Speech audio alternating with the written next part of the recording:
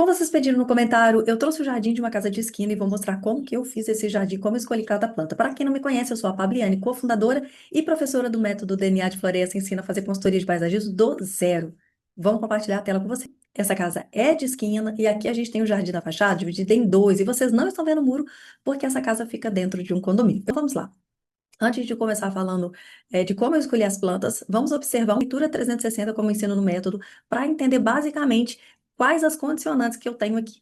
A casa tem dois pavimentos, certo? Então eu preciso de trazer plantas maiores, mais robustas, para ficar proporcional com relação à escala da casa. Eu tenho também as linhas retas que são bem predominantes, então eu tenho que trazer para o jardim, em alguns momentos, linhas orgânicas, para eu ter um equilíbrio aqui nessa composição. E eu posso trabalhar com o ritmo natural. Já já vou mostrar como que a gente pode fazer isso. E o tipo de sol que eu pego aqui é o sol forte e o sol de lascar. E essa cliente já tinha me avisado que não queria colocar uma paredinha verde entre a casa dela e entre a casa do vizinho. Beleza, então eu pensei, vamos ter que resolver isso de uma outra forma.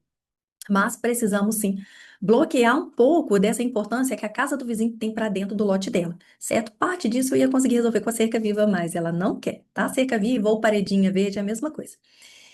Eu preciso de trazer plantas maiores, porque além, né, de ser um jardim, que é um jardim relativamente grande, a gente tem aqui a casa de dois pavimentos, eu tenho esse espaço da esquina, que o jardim da casa dela emenda com o jardim da esquina. Então, realmente, eu preciso de trazer plantas maiores para eu criar uma moldura natural aqui para essa casa, para essa fachada. E nada melhor do que árvores, certo? Então, do lado esquerdo ali da garagem, eu trouxe resedar e ave samambaia. São indicadas para arborização pública, não tem raiz agressiva, e mesmo assim ali eu tenho espaço, elas podem crescer à vontade.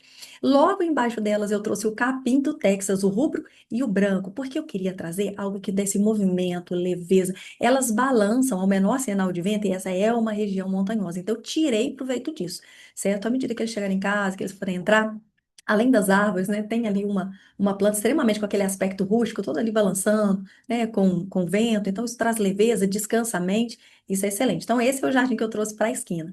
Do outro lado, eu trouxe uma outra árvore, que é o jasmim-manga, de duas alturas diferentes. O jasmim-manga, que está mais próximo da casa, é um jardim maior, mais galhado, mais robusto.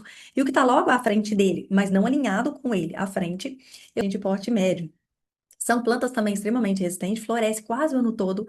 Em parte do ano ela pode cair a folha, mas ela fica linda, porque ela fica extremamente exótica, ela lembra muito candelabro. E é uma planta excelente para vocês usarem em fachada, porque a iluminação dela fica linda. E jardim de fachada a gente quer colocar iluminação, certo? Logo embaixo dela, eu trouxe o guaimbê. Essa planta guaimbê, além de ser maravilhosa, ter essa folha grande e linda, ela também vai me ajudar na questão daquela paredinha verde que eu não posso colocar entre a casa dela e a casa do vizinho, porque esse guaimbê, gente, ele dá um belo de um volume, ele cresce, ele faz floresta aonde eu coloco, certo? Então ele vai ficar perto do jasmim, ele vai passar atrás do jasmim e vai fazer um movimento maior à medida que ele chega mais perto do passeio.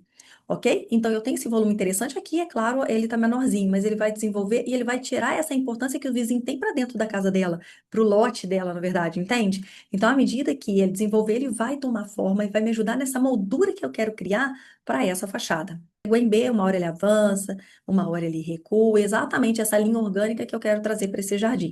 Lembra que eu falei da gente compensar essas linhas que eu tenho aqui, que são retas, com as linhas orgânicas que eu vou trazer para o jardim? E eu não falei, né? Mas não só aqui no Guaimbê, mas do outro lado, no Capim do Texas, onde tem as árvores, eu também trabalho com essa linha orgânica. Beleza? Então, eu tenho isso nas extremidades do jardim, essa linha orgânica. Junto com o Guaimbê, porém, né, um pouco mais afastado, porque ela é um pouco menor, ela é bem menor, o aspargo pluma. O aspargo pluma, ele vai na base do jasmim-manga, ali atrás, e ele reaparece aqui na frente junto com o Guaimbê, sempre dando uma certa distância, porque o aspargo pluma, ele desenvolve menos, é uma planta menor. Agora, gente, o contraste dos dois fica lindo. Por quê? A textura do aspargo pluma é macia, já a do guaimbê ela tem uma textura mais lisa. A folha do guaimbê, ele tem aquele verde mais comum, um verde escuro. Já a folha do aspargo, ele é um verde mais limão. Então, esse contraste bem suave fica lindo. E por último, para acompanhar essa passarela, eu trouxe o agapanto. O que que acontece aqui que eu identifiquei? A passarela começa aqui. O que acontece? Aqui era só grama. Então eu falei para minha cliente, olha, a impressão que dá é que tá faltando pisante aqui. Ela falou, ai, mas eu gostei desse detalhe, né? Para a pessoa fazer a curva, entrar por aqui e fazer a curva. Eu falei, beleza, então vamos trabalhar com plantas, que vai ser uma boa, que a gente resolve essa questão dessa grama ficar aqui, a impressão que dá é que a gente tem que pular na grama A impressão que dá é que a gente tem que passar pela grama para começar a pisar aqui na entrada. E a gente também traz uma linha orgânica para essa passarela, já que ela tem todas essas linhas que são bem retas. Então, eu trouxe ali numa linha orgânica o agapanto. Então, ele começa aqui, né, pertinho do passeio, ele aumenta um pouco a camada aqui, e depois ele vai diminuindo a camada à medida que ele vai chegando ali perto da porta. Exatamente, para dar essa sensação gostosa de linha mais sinuosa, de orgânica, ela avança, ela recua, certo? Então, esse aqui é o Jardim da Fachada. Eu usei árvore samambaia, resedar e capim do Texas do lado da garagem e do outro lado, que é o jardim da fachada principal. As plantas maiores são o jasmim-manga, junto com ele eu usei o guaimbê, junto com o guaimbê eu usei a terceira camada ali, o aspargo pluma. E na entrada dessa passarela eu coloquei o agapanto. Bom, gente, então é isso. Espero que vocês tenham se inspirado aqui com as minhas ideias, com as plantas que eu contei para vocês, que eu usei nesse jardim. Se inscreva no meu canal, deixa um like para mim e também pode deixar aqui nos comentários sugestão de algum jardim que vocês queiram que eu fale. Obrigada.